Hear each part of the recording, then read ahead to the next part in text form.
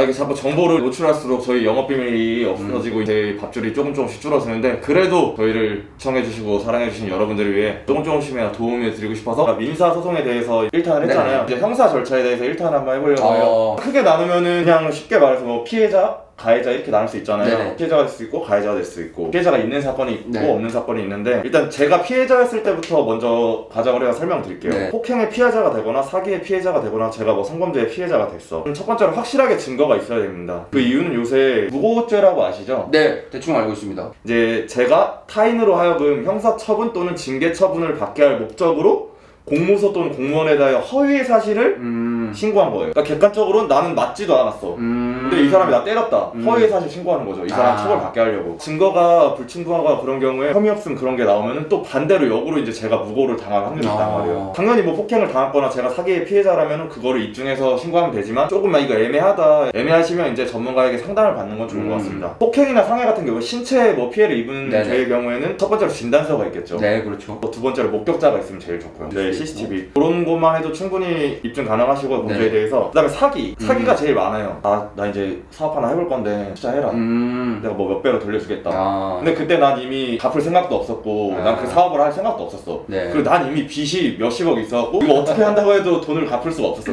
퇴사할 때 1억만 줘봐, 형이 돈 불려줄게. 그럼 이제 기망 당한 거죠. 그렇죠. 기망 당해 이제 속았잖아. 네. 참고로 나한테 1억 주면 사기죄가 이제 성립을 한 거죠. 기망인가 있어야 되고 재물을 교부해야 되잖아요. 네네. 요즘에는 현금으로 많이 주고받지 않지만 어떤 거래를 하든 여러분들께 드리고 싶은 말씀이 이체 내역을 꼭 남겨라. 재산범죄 같은 경우에는 돈이 오고 가는 거기 때문에 이체 내역을 남기시면 좋을 것 같고, 성범죄 같은 경우에는 제가 저번에 성범죄 편에서도 말씀을 드렸지만, 피해자로서 이제 수사관님께 조사를 받으러 갔을 때 그 수사관님께 그 상황에 대해서 최대한 구체적으로 진술을 해주는 게 좋아요. 일관되고 구체적으로. 네네네. 고소인분들께서 많이 여쭤보시는 게, 나 이 사람이랑 대화 녹음하고 싶은데 통화할 때 뭐 이 사람한테 녹음하는 거 고지해야 되냐. 통신비밀보호법 얘기 많이 들었잖아요. 네네, 이게 맞습니다. 뭐 불법인지 아닌지. 맞습니다. 네. 통신비밀법에서 금지하고 있는 게 제 14조에 규정되어 있거든요. 타인 대화 비밀 침해 금지예요. 이게 법조문이 뭐라고 써있냐면, 공개되지 아니한 타인 간의 대화를 녹음하거나 전자장치 또는 기계적 수단을 이용하여 청취할 수 없다예요. 근데 우리 둘이 이렇게 대화하고 있는 걸 감독님이 몰래 녹음하는 건 그거는 불법 녹음이 되죠. 그렇지만 우리 셋이 뭐 자유롭게 뭐 몇 명이 있던 100명이 있던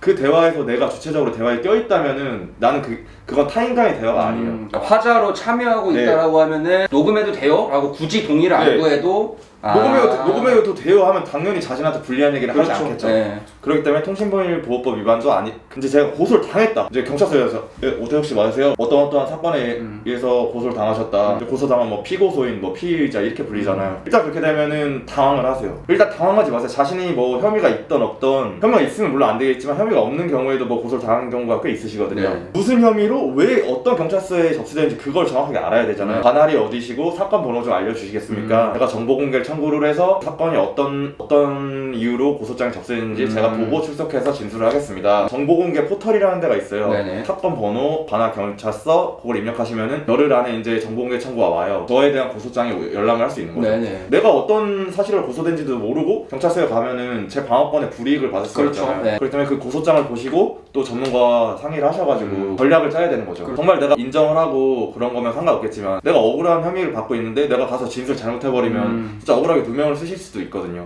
또 형사사법포털이라는 데가 있어요. 거기 가면 뭐 경찰사건조회, 검찰사건조회 그러고 있는데, 자신의 사건의 진행이 뭐 어떤 수사관 배정되어 있고 지금 현재 진행 상태는 나와 있거든요. 기증이랑 무고죄의 차이를 아세요? 이게 좀 헷갈려 하시는 분들이 많거든요. 기증은 이제 법률에 선서한 자, 뭐 민사소송, 형사소송이든 법률에서 선서한 자가 자신의 기억에 반해서 허위의 사실을 말하는 거죠. 기억에 반해서 하면은 위증이에요. 진짜 모르면 모르겠다고 하고 그랬던 것 같다 뭐 그 정도는 상관없는데, 내 기억은 이게 아닌데? 그러니까 내 기억은 A인데 내 기억이 마치 B처럼 말하면 기억에 반하는 거죠. 그거는 고의적, 의도적으로 하는 경우. 근데 그러면 위증죄가 성립할 수 있다는 거죠. 네네. 그리고 무고는 객관적 사실에 반하는 거. 객관적 사실. 네. 제가 태석이를 처벌을 받게 하려고 허위인 거 알면서 신고를 했는데 우연하게 이게 객관적 사실과 맞은 거예요.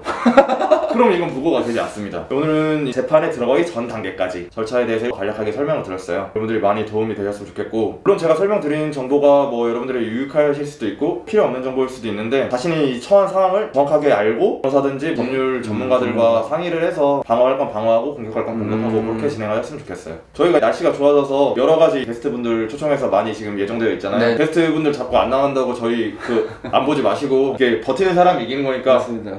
좀만 기다려 주십시오. 이상 변호사TV였고 너무 고생 많으셨습니다. 감사합니다. 감사합니다.